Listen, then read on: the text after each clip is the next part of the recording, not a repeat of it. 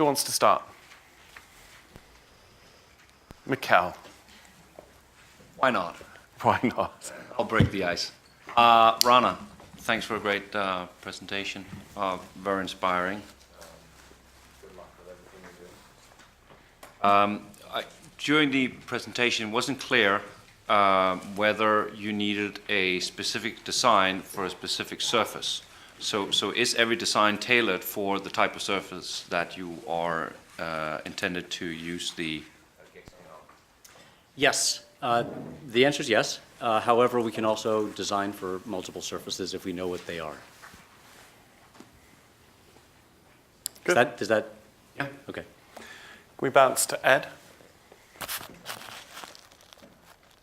My question was more in general, I think, for the panel, which was there was a mention in a couple of times just around this is scalable, this is commercial, we have a successful application. And I'm not sure that we're using those words exactly the same across all of them. So, Jeff, it was more of just a general as we dig into it to understand, are we using the same understanding of what is at scale, what is at commercial, and what is nearer term. And so it was interesting to maybe focus in on some very specific applications and how close we are to a application in any world. So it was just more of a general comment around, do we have a clear understanding of what it means when we say we're moving from this into, application, into scale, into commercial?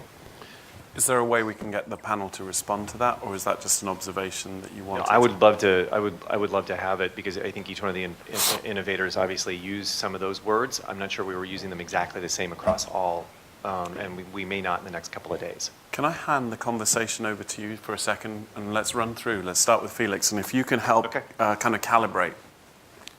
Okay. So you're interested in the scalability of our solutions? Yes. Well, what I was commenting on was that I think that in some cases people were saying this was at scale, and it was still in my world from a commercial perspective, it would still be very, very close to lab. It would not be at scale. And so as we move forward with the technologies, understanding where they are in the continuum of this is a product that's closer to commercialization. We have a clear pathway from lab to commercial. That was, Felix, that was my question. Okay. And again, everybody uses it a little bit individually, and all the applications are so unique and different. That's natural. It's not a problem. But I do think just to as we go into and dig into it a little bit more, understanding what that actually means. So in your case, you actually have a facility you're building Yes. that will produce scale.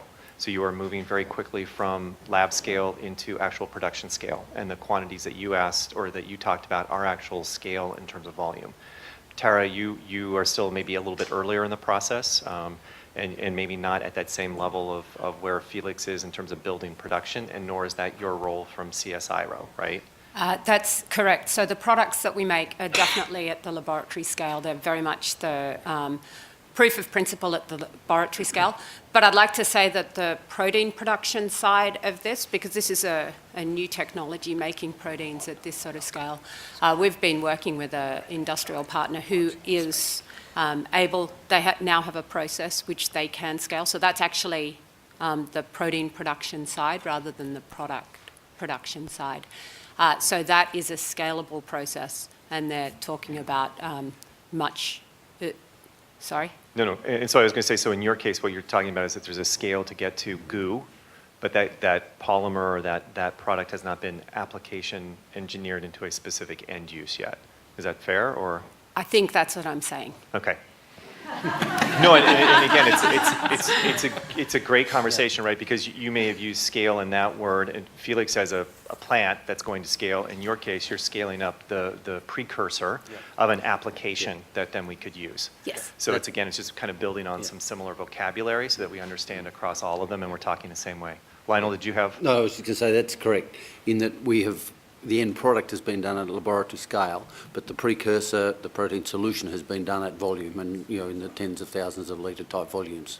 That's the sort of scale that they're looking at this stage. That's great. Yes, I guess furthermore, so I guess for us, we're still 3 to 4 to 5 months still in the laboratory scale. And then for the scale that you're talking about, it's really in the 4 or 5 months where we go outside and then have our own facility to then start going up that scale that you're speaking about. Yeah, and you may be a little bit, you may be a little bit more upstream even than that in some ways. Right. And then again, it's then digging down into what is the application that's going to be most appropriate for your kind of first entry into this. In yours, it may be providing precursor chemicals into an existing supply chain or precursor chemicals into a new supply chain. Yeah, right? absolutely. Yeah, I definitely agree.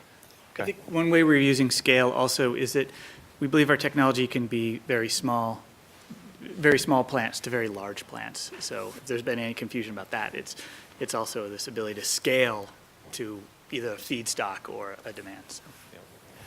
And I would just encourage us to think that the success at a very defined application helps to move all understanding forward. Mm-hmm. So it's better to be a little bit more focused around, hey, what can we do successfully that gets this out of the gate? And then we can demonstrate that as opposed to a little bit of nutrition or value across a very broad thing. Sort of a dense nutrition in one area, I think helps get that point across from a product perspective. So in terms of the scale of our approach, we've got the individual components working. We've got a history of collaboration for over the last 6 years. And it's just in a way that we're just at the stage to really partner with relevant people who would like to get involved with what we do. We do working groups all the time.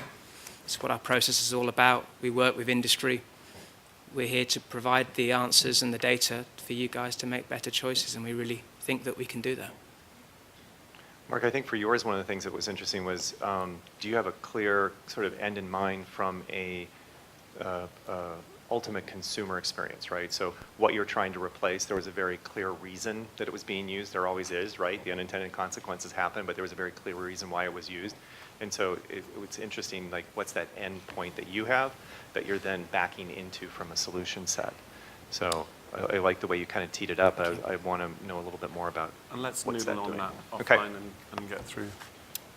So we're very much at the laboratory stage. We've modeled batch processes, which still look very economically competitive.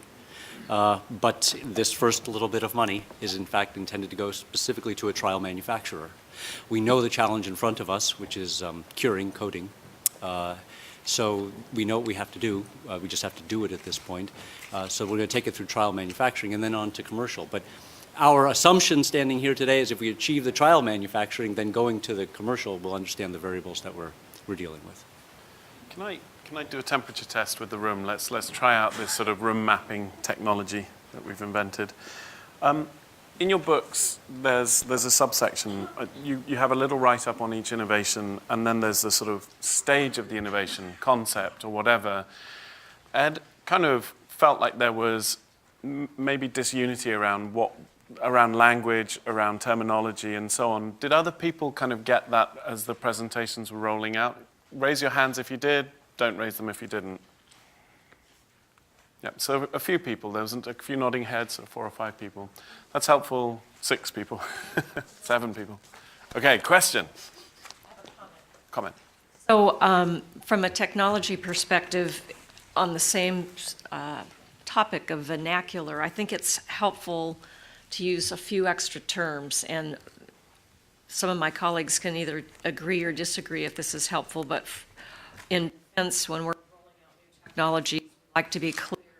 Are you at the point of proof of concept? All of you guys have already passed your proof of concept. And then you actually construct a prototype, which is a working prototype. The third stage is operational demonstration. Demonstrate your product successfully and modify it at that point. And then after the operational demonstration, you go to whatever your next step is, which is either production or market survey production to some scale, which may be limited production or targeted production. So you're doing a particular style or a design for a particular customer, and then mass production is then pretty much what we would call a commercial production stage. But that prototype, proof of concept and prototype to operational demo, I think that would be helpful for us to know exactly where you are, and then who is past the op demo and actually in the production manufacture state. Can I move away from some of the languaging and categorization towards specific questions that you have for the innovators? Dave and then Will. Mark, Benign by design. 5 years from now, what does a win look like for you? A win looks like for us is to have a series of case studies looked at that range across the different things that we would like to develop. We would like to increase awareness of this issue within the industry, and we hope that by then all the industry will be suitably aware of that. We also want to look at which types of polymers are least toxic, the biocompatibility issue, which you routinely use in medical industry, but not in textile. And also an understanding of how different fiber knits affect the actual emissions of fibers, as well as an understanding of which types of fibers have the smallest persistence in the environment, humans and wildlife. That would be what I would consider a win in 5 years' time. Thank you. And Akshay from Ambercycle. I didn't hear much about business model. Is it time for that, or do you still have work that you have to do to get to the point where thinking about the business model is important? So yeah, the business model is really based on, so the chemical that we're dealing with, the terephthalic acid, that's a chemical that can be sold, so we're trying to match the market price for that as a sale. And then also there's subsidies, and there's a carpet association in America that gives subsidies and fees, or some cents per pound for each sale of renewable materials. So that can supplement the business model as well, but that's kind of developing as the process develops itself. So what chemicals go in and then what it gets produced will all be factored into developing a business model that works. Thank you. Well, thanks. So Jeff, you can help me maybe reframe if this isn't going to work. If this isn't going to work for the entire for the entire panel, but and kind of twist it as you will. Most of you, if not explicitly, if you don't explicitly have a social or environmental mission, you have a very strong upside in that sense. And a couple of you do have that right up front. I would say maybe especially Mark. And I'm wondering if you had to give a sort of crisp 30-second, what's your CSR pitch, either for a company looking for a corporate responsibility play with your product, with your service, or what is your social and environmental upside if you had to encapsulate it that way? So this would be great. What's your impact vision? So we've heard about the business, the mechanics, the technologies. How does the world change, is I think what Will is sort of alluding to. Why don't we just come down the line? Let's start with Felix. Yes, of course. Like I mentioned, we have a solution. Our fiber is 100% biodegradable, only consists of natural and renewable materials, and it is made from waste milk. And our vision is to collect all the waste milk being produced in this world. Thank you. So our vision, it's slightly difficult at the moment because we believe we have a platform technology, and we believe that we can touch people across a range of different product forms. But essentially our vision is or my vision particularly is in the health industry, to be able to provide doctoring services that are not so reliant on the personnel that are involved. So we have materials that can take the place of people in situations where we don't have enough people with the expertise that we need. So it's specific for one application. There is also another issue, which is around the production capability and the methodologies there, in that this would be a product produced through fermentation rather than something that is produced, say, other natural silks. So silkworms are produced where you've got multiple plantations of mulberry trees to feed the things. So we're moving away from that particular space into a space where you're actually producing through fermentation under a controlled circumstance. So Ambercycle is really focused on understanding that there's value being thrown away today. And if we can capture some of that value that's being discarded of and really reintegrate that into the production of the materials we use every day, that to us is really the underlying statement. And to another corporation, that would be very good, because that enables them to really say that they're taking something and really making it sustainable and something that's sourced from good feedstocks that aren't really damaging our environment or our society as a whole, and developing and developed nations as well. So that would be really the underlying thing. I think there's sort of one additional element is this plastic gets dispersed throughout the landscape, and even the collection of that in both the developed and undeveloped world, there could be a huge social benefit in making all plastic have value, and making those people who are actually bringing that value in. I mean, imagine if a bottle had a deposit in any part of the world, regardless of whether there was actual deposit paid. And so I think there's some social benefit there, and just getting these waste piles smaller is a huge benefit. So.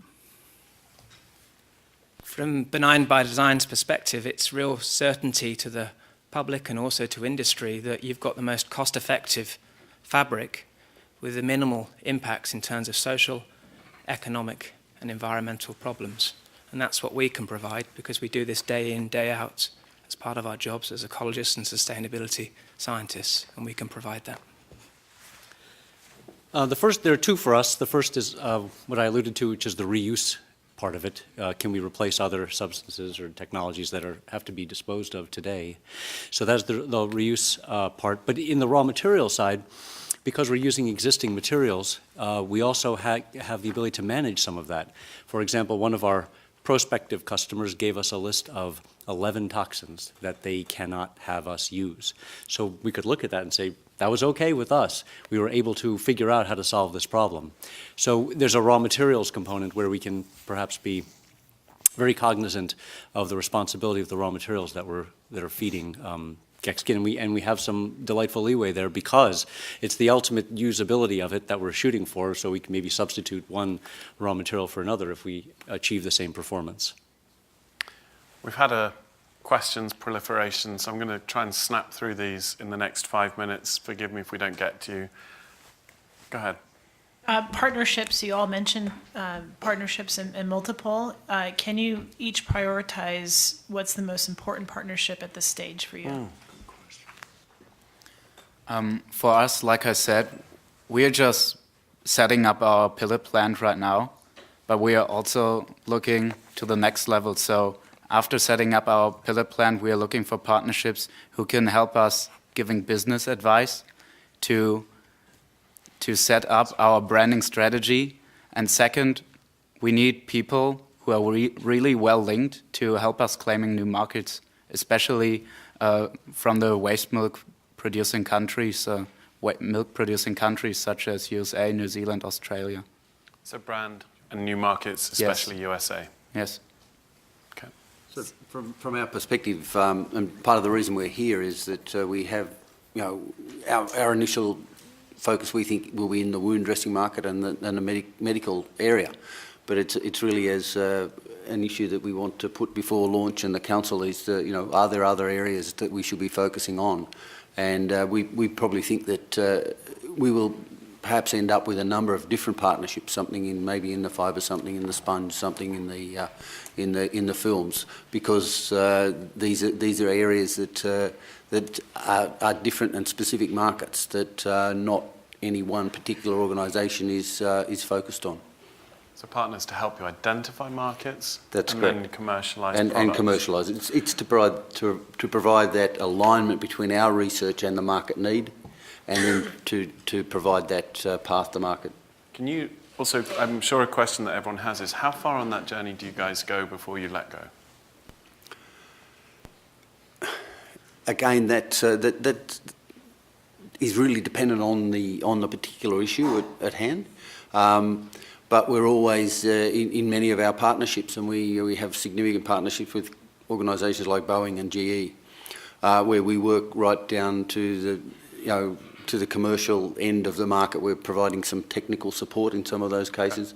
It depends on the organisation and the product, but yeah, so it's a movable feast in a way.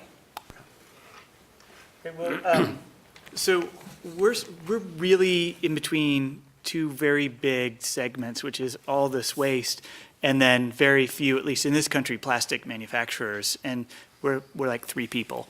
So like partnerships is all we're really going to be about in terms of like helping get this technology out. Like we probably find it very difficult to get what we can produce all the way through to fabric without someone asking for that fabric. And we need to have those partnerships. And same on the waste collection side. So when we think about partnerships, we think about that's like the whole model for us. And then whether we license or co-locate or have standalone facilities is all really just dependent on what opportunities there are, and we think there's enormous amounts. So, and from my understanding from your presentations, these can be very small units, desktop, right? I mean, breweries, all the way up to commercial sized. Right. And the flexibility is you could throw shirts and bottles and carpet into the same vat. So you could have a facility that was just taking the floor sweepings off of a mill or the cutting of a manufacturing plant, or you could have something that's right there next to a mixed, a MRF, a mixed recycling plant with carpet and or fabric, or it could be in a storefront in copper as a signature. So I could facility. take any PT product, shove it in my brewery, and then create a jacket out of it, or whatever I wanted. Yeah, and that's a great vision. And obviously, we're still in the lab, so maybe there's one particular dye out there that would shut that process down. Or, there's got to be some limits. It'd be great if it was just that magical, but at some point, yes, that's the goal. And if need be, we could put in multiple different types of enzymes to address different feeds or different dyed fabrics or things like that. So. Okay. We feel that we would like to partner with additional organizations, government and industry, to really see if we could actually put our solutions into practice. And it requires an R&D approach looking at the persistence, the biocompatibility, and the emissions of these types of fibers to the environment and to humans and wildlife. And that would provide the necessary information together with a working group approach whereby we're able to work with governments and industry to integrate that information with a trade-off analysis to get those fabrics that you, I, and everyone else wants. Talk to us a little bit about education. It seems to me one of the big barriers you've faced has been in awareness around the issue. It's been a huge barrier. We've been working on this issue for about 13 years. Last year we had the American Textile Council invite us to a talk where we talked about this issue. BBC put it up on their pages, numerous organizations around the world did, but within the industry, each time we've come to speak to various people, it's not perceived as a major issue. Carbon dioxide and water emissions, yeah. But the real issue is that the environment's made up of more than carbon dioxide and water. And as sustainability scientists, we feel that we need to balance that. So if we could have your help to raise awareness of this issue and to integrate with our scientific team, we think that partnership would be the way forwards. So the question, as I understood it, was right now, what's the most important partnership? So we're just at that stage of we found a laboratory, we found a couple of employees we would like to hire, and I'm putting together the financing to begin opening that laboratory and making the prototypes. So I won't be shy. The most important partnership I would love is to have an entity that sees the value here and is willing to help me start the financing in a more aggressive way than, I'm gladly cobbling it together, and actually it's delightful because I have multiple customers engaged. But to answer the question as stated, one big sugar daddy at this point would just accelerate the process for us. Have you been approached by the superhero market at all? Okay. Yeah, under the parapet. I will get to you. Let's go. Actually, I like the design of these microphones. It reminds us to all lean in. Yes. Thank you, Bill. And some comments for Felix and some questions that also may be generalizable. By the way, on the brand, I think you can leverage a very successful U.S. advertising campaign if you have the expression, "got waste milk." But, yes, I appreciate that. You actually touched on a really important point before we move off. This process works with wasted milk, right? It works with curdled milk or any type of milk. Yes, exactly. We are establishing a new process. The milk can be in any state. It can turn bad. It can stand 2 weeks in the sun. It's no problem. We just created our biopolymer with milk, which was totally gone bad, smelled bad. So we want to make it easy for the collection. But that's the issue, is sustainability of the supply chain, and sustainability at two levels. And this is what we learned in a very difficult way with biofuels, both with corn-based ethanol as well as biodiesel. And there's a competition for food, and you can say, yes, this is waste, but your success may be your undoing if you're really in a worldwide textile market.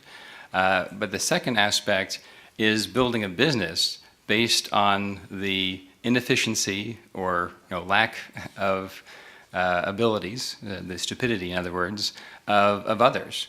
That this is a problem that should be solved in terms of waste milk needs to find a home. Why do we have the waste milk situation? And you may find yourselves in a bind just from not having control over your supply chain as a business, in addition to the competition for food issue. I see your point. It's a good question, but we will always have waste milk.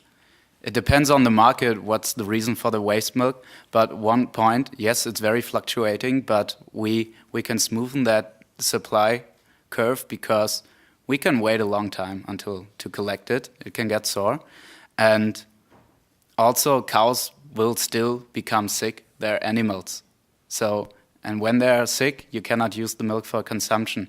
So we will never get rid of that problem. And depending on the market, for example, India, there we have 13,000 villages, and just because of the supply chain, why milk will turn sour. So there are other markets which we can explore on long term, and we can produce a lot of textile fibers, and the markets won't change that quickly. Quick council vote. Did that red flag go up for anyone else? Okay. So be very aware of that, Felix. Is everyone convinced that Felix's answer sort of allayed their fears? You can quick vote. Yes, no, yes. Okay, good. I want to get to Connie. I don't think we're going to have time for all of these questions, so I will try and get to all of you. But Connie. Yeah, these are a couple of quick comments, and I apologize. You're going to have to tell me if I'm supposed to save this for the impact rotation. But one quick comment for Rana. You mentioned repeatedly that this is not about chemistry, this is not chemistry, this is not chemistry. But I didn't hear anything about what the actual mechanics were that would answer that question. So I know that you're limited to that sort of 10-minute thing, but for anybody in the room, it would have been helpful, I think, at least for me, to hear even 30 or 40 seconds on what the mechanics actually were. And then quick comments for Felix. One is, you talked in the beginning about what inspired Qmilk and the allergy issue on the skin. I think one problem that I had in the beginning was that it felt like it was a solution responding just to allergies, and it didn't get until the end of, maybe towards the end of your presentation, about the other sort of applicabilities of Qmilk in terms of the fabric. The other quick comment that I had was you also talked about only 2 liters of water for every kilo of fiber being produced. It would be nice to have a comparison as well in terms of environmental impact. Yeah, these are definitely impact rotation type observations. Is there anything else that you had in your notes that was something you felt like the whole council could do I'm sorry, to hear about? yeah. Thank you, Connie. I'm going to try and get back to you, Mikkel. Rob. I had a question for Dr. Browne. Can you help clarify the business model that you guys are working from? And I think you talked about a trade-off analysis being sort of the secret sauce of what you guys are doing, but I don't really. Could you maybe give an example of how that works or what that means? Well, you're from Walmart, I believe, aren't you? It's true. So you work with people like Steve Gaines, who's in our teams for your sustainable fisheries side of things, where to ensure that you guys have got fish in your supermarkets, you put research money into making sure marine protected areas are there to actually enable sustainable fisheries to occur. And so throughout that process that Steve Gaines has pioneered together with Ben Halpin, is that you integrate information across those various different variables to find the most cost-effective manner that works. So our business model, to be perfectly honest at the moment, I was looking for help from the council about how to develop. At the moment, we provide an R&D approach which looks at existing fabrics and materials and finds a way to find the most cost-effective ones. We believe that it's forming partnerships with government and industry that will help that. But I'm hoping to get more feedback on that. Have your questions gone away? Okay. Omar. All right. Thank you all again for sharing and educating us. It's just, my mind is blown, but you guys are doing some amazing things. So as you continue to share and build partnerships and share your ideas, I just wanted to find out, have you started thinking about steps to protect your ideas, your processes, your chemical manufacture, your, just everything you're doing? That's really quickly, basically patenting. I know Felix had talked about that, but most partnerships and everyone wants to think about, before you partner with someone and team up with someone else, and before you get financing, is what protections, what steps you've taken to protect what you're doing. Keep these answers short, but I'd love everyone, starting with Rana, just to sort of give us like a one line or one word answer. Sure.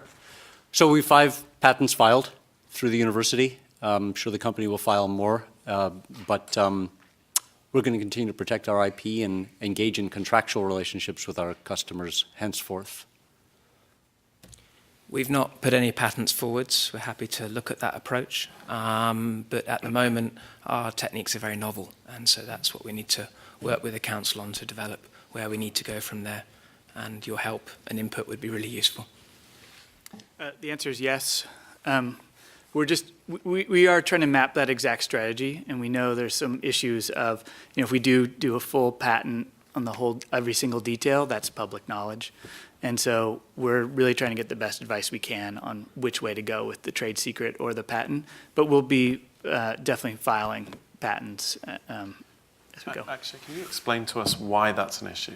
Yeah, so in industrial biotechnology, these companies have thousands and thousands of patents. So in a sense, if you release a genetic code, a large company can come in and take the genetic code, do one modification, and it's a completely new thing. So we can't really release that in a sense that we can't put it out there. So that's a real issue for us. Thank you. Yes, we have a range of patents already filed, both on the protein and the synthesis, and our partners in the fermentation also have patents around their fermentation processes. Yes, and like I mentioned, we also have patents on our process. Good. John? Yeah, thanks. So I actually have sort of a follow-up question on that, because I think that particularly for Felix and then also for Rana, you guys were asking about business model questions and types of partnerships, things like that, and I think that there is, I know it's nice to say that it's protected, but I think that while with the other speakers, it was pretty clear exactly where the sort of secret sauce lay. I think it would be important to understand exactly where it lays for you two, because I don't think that was clear.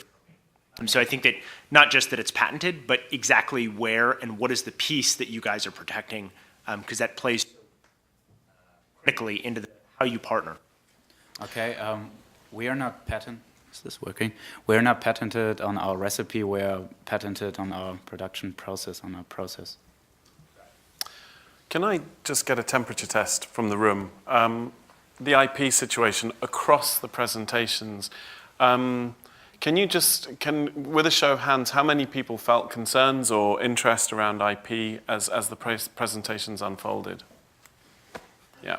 So this is a vast issue, as you go into these fora and as you start exploring these things.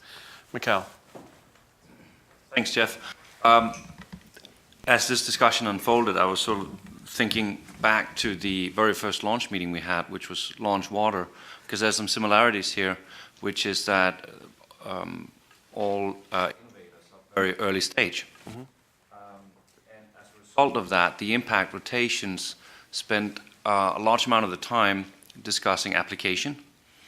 And so I think as we prepare for the impact rotations, some of the things that could guide a discussion around application is availability of data, not just around cost of fiber or fabric, which can help zoom in on application, but certainly data around fabric integrity, or fiber integrity, but also a couple of, I think Qmilk and CSIRO mentioned antimicrobial impact. Is there any data available on that so that we can start honing in on what are the applications? I think that would be helpful if there is anything available. Yep, so technical specs that we can start sharing even sort of prior to or during rotation. Just to sort of highlight that point, the sort of the round of innovators tomorrow are generally speaking slightly later stage or much later stage depending, but it's a great point. I want to spend the last 5 minutes in the back of the room. Proximity is kind of creating a problem for us. Is there anyone from the team, from the innovator group that has questions that they'd like to pose? Sort of people that are perhaps out of my sight line. I just have one question, actually. Sorry, okay. Catherine. I heard up at the last minute. So one of the questions that I have is that it's very difficult to innovate and change behaviors at the individual level as well as the industrial level because there are systems, processes, equipment in place. How have each of you accommodated existing infrastructure or considered existing infrastructure in each of your domains? Does that make sense? Or Give me a good synopsis. Okay, I'll give you an example. For Ambercycle, sorry if I'm not pronouncing it properly, for instance, the bottle bill and the collection points there, that's an existing infrastructure. That could you collect at that point and leverage a partnership there? How have you considered that or developed a strategy? Okay, so essentially, do you need to build infrastructure or can you partner into infrastructure? Okay, let's take it from this side this time, Rana. So all we need to own is a prototype laboratory, actually, and with dryers and coders and what have you. After that, it's our determination and our advisor's determination that we can use external manufacturing and existing materials. So that's for us the nature of how we're able to use external resources.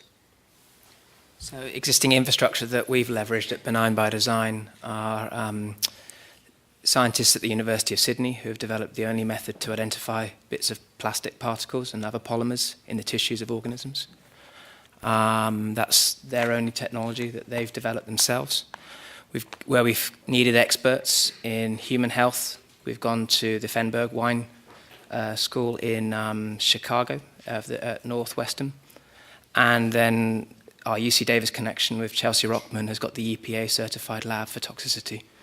And then at the National Centre for Ecological Analysis and Synthesis, where I work, has the working group model.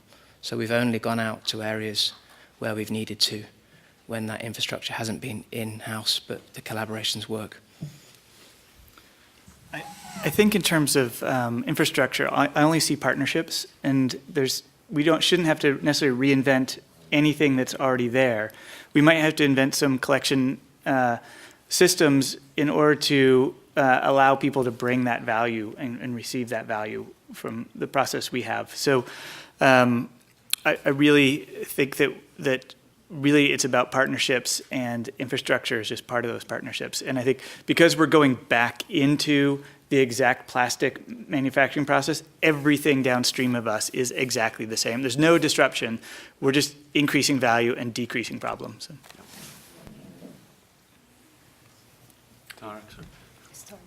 I thought that was an excellent question. And one of the things that we're facing is we're not trying to replace products at all. We're trying to develop new products. So it's something that we've been thinking a lot about. And even working with proteins in the first place, there isn't artificially based protein materials, as existing products that we can work on. However, our production facilities, where we're making the protein on a large scale, they already exist. That is technology that's already there to actually make the material. And even though we're not looking at replacement technologies, it's sort of a jigsaw puzzle of how to bring together existing technologies. And for most of the products that we're thinking about, there is the technology available that we can use. Yet we do recognise that we don't want to fall in the trap with this material to make replacement technologies. We want to make new, different materials. And it's also a benefit of partnering with industry quite early, is that industry will often coming with the infrastructure that helps to scale up from the proof of concept stages that we generally get to.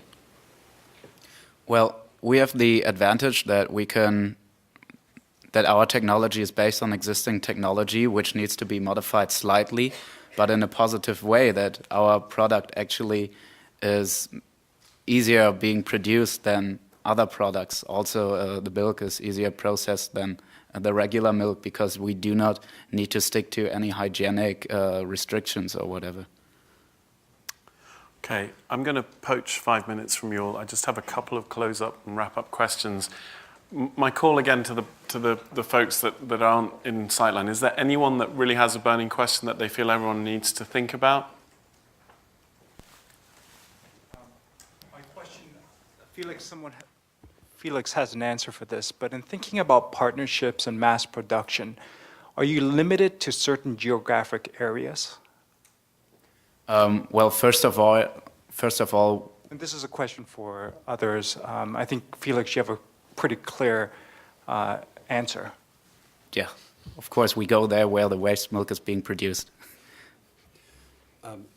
We partner in 80 different countries, and from large organisations, as I said, GE and Boeing, down to SMEs, the small to medium enterprises in Australia, and it really depends on the partners that are suitable for creating that path to market for us for the particular products. I'm going to sort of trap this one in, and we'll kind of be able to do some of this in impact rotation. Can I build on that question? I think for me, one of the questions I have for you guys is, let's say we want to partner with you, we're a company or an institution. Do I have to pay? That's one of the key tenets for us, is that if industry is not interested in that, we will move our resources elsewhere. And part of the way that you show that industry is interested is by co-funding that. Our model is based on the horizon. Closer to market horizons, then we would expect industry to be paying a larger share of what's being done, because the time to payback is a lot shorter. So in general, our organisation does a lot of basic research, gets to proof of concept, and then we expect the buy-in from industry, because that's the proof there that what is being done is worth doing, that industry is prepared to fund that, to take it forward. Thank you. A question here in the centre. Do you have a sense of cost for this product? These breweries, if they're up and running, what are we talking about? What's the price range for this type of product? So I guess it also depends, kind of going off the previous question, it's really the co-locating size, right? If you have a very small brewery, obviously the costs of input are going to depend on how much you're bringing in. Mm-hmm. Right now, PET plastic is kind of a waste, right? So it's very low cost feedstocks. Right now, we're thinking of an enzymatic model that has relatively low cost in terms of the production of the enzyme itself. So really, a lot of the costs are going to be associated with the capital itself that's required to have the machinery, and then also the supply and demand side associated costs with transportation, et cetera. Not to wonk out, but we have a full financial model if anyone wants to talk about it later. Yep. Perhaps not this moment. So, Lionel. Can I actually turn the tables and ask a question? Yeah. And it's for Akshay. When you've got your microbrewery, maybe, or your larger scale brewery, right, and you've produced the terephthalic acid, how do you get that from out of that brewery to a potential customer? And if you've got a small scale and you're producing 10 litres or kilos of terephthalic acid, how do you actually get that to someone, and how do you make money out of that? Without, falling in a hole, if you've made this stuff, but you can't find someone to buy it. Yeah, so it's kind of going to the chemistry a little bit, but if we're using a water solvent, then the terephthalic acid is actually very hydrophobic. And so, it will float to the top, and you just scoop it off, and then you can dry it, sort of heat, and then from that point on, it's just... Yeah, my question is more about finding someone to buy 10 kilos. I'm going to tighten this up take it Yeah. offline, but I Yeah. think it's a really important question. It's what do you do with the asset that you've created? Yep. Felix, can you just give us a quick insight in terms of this council rotation that we're going to go into after lunch? You mentioned brand support. What do you mean by that? What is it that you're after specifically? Well, in the textile industry, there are different manufacturing steps. Like we produce the fiber, we hand them over, the fiber's being wetted, it's being dyed, it's being manufactured, and in the end, you have the end consumer in the retail store. Actually, it is our advantage that when you're in the store, our fiber should be recognized.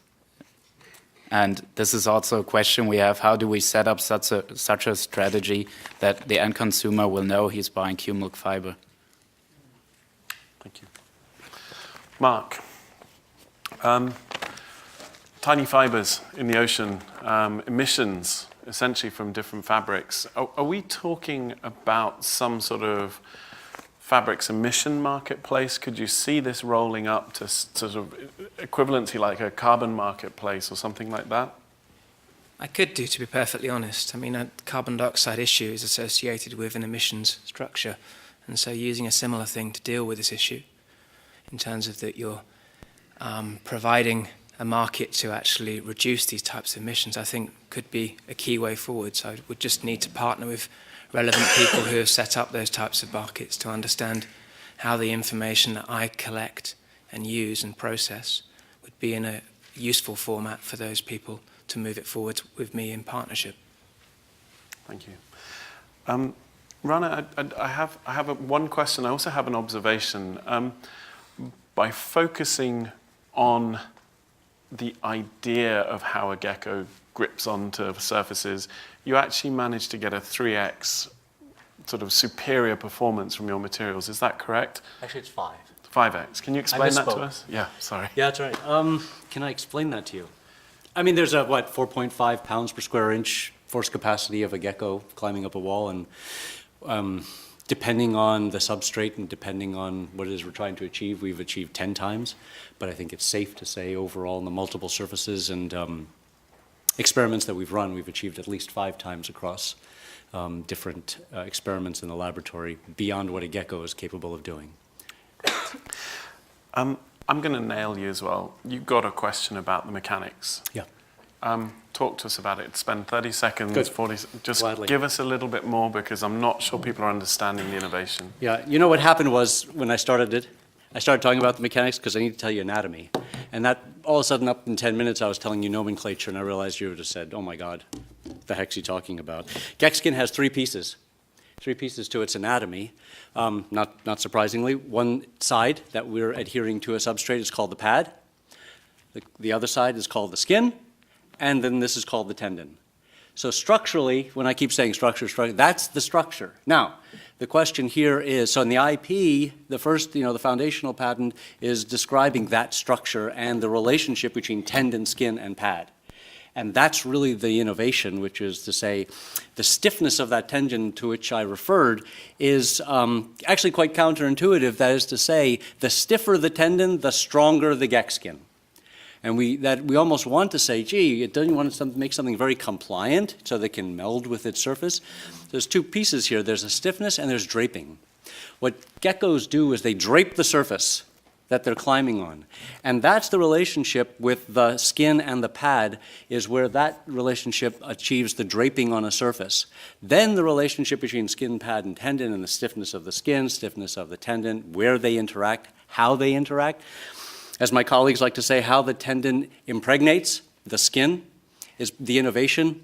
Therefore, that's the structure of the 3, but as I also showed you, you can move the tendon so that this force in this direction, it's going to enjoy that force capacity.